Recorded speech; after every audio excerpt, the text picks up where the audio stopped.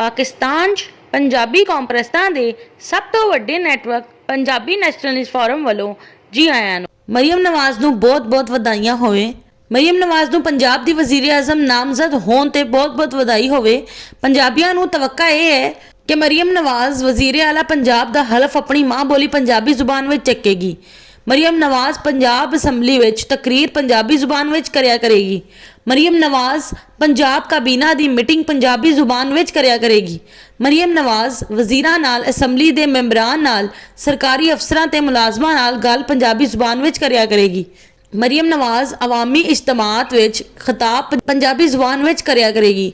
ਮਰੀਮ ਨਵਾਜ਼ ਪੰਜਾਬੀ ਜ਼ੁਬਾਨ ਨੂੰ ਪੰਜਾਬ ਦੀ ਸਰਕਾਰੀ ਤੇ ਤਾਲੀਮੀ ਜ਼ੁਬਾਨ ਬਣਾਉਣ ਲਈ ਪੰਜਾਬ ਅਸੈਂਬਲੀ 'ਚੋਂ ਪੰਜਾਬੀ ਲੈਂਗੁਏਜ ਐਕਟ ਮਨਜ਼ੂਰ ਕਰਵਾਏਗੀ।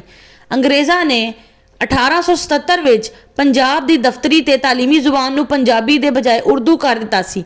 ਪੰਜਾਬੀਆਂ ਨੂੰ 1947 ਵਿੱਚ ਅੰਗਰੇਜ਼ਾਂ ਕੋਲੋਂ ਆਜ਼ਾਦੀ ਮਿਲ ਗਈ, ਪਰ ਪੰਜਾਬੀ ਜ਼ੁਬਾਨ ਨੂੰ ਹਜੇ ਤੱਕ ਆਜ਼ਾਦੀ ਨਹੀਂ ਮਿਲੀ।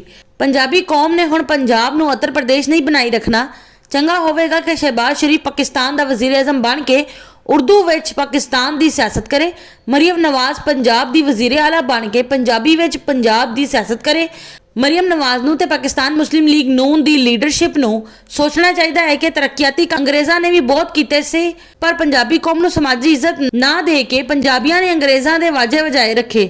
ਜੇ ਪਾਕਿਸਤਾਨ ਮੁਸਲਿਮ ਲੀਗ ਨੂਨ ਨੇ ਪੰਜਾਬ ਦੀ ਦਫ਼ਤਰੀ ਤੇ ਤਾਲੀਮੀ ਜ਼ੁਬਾਨ ਪੰਜਾਬੀ ਕਰਕੇ ਪੰਜਾਬੀਆਂ ਨੂੰ ਸਮਾਜੀ ਇੱਜ਼ਤ ਨਾ ਦਿੱਤੀ ਤੇ ਫਿਰ ਪਾਕਿਸਤਾਨ ਮੁਸਲਿਮ ਲੀਗ ਨੂਨ ਦਾ ਹਾਲ PMLN-Q ਵਰਗਾ ਹੋਏਗਾ।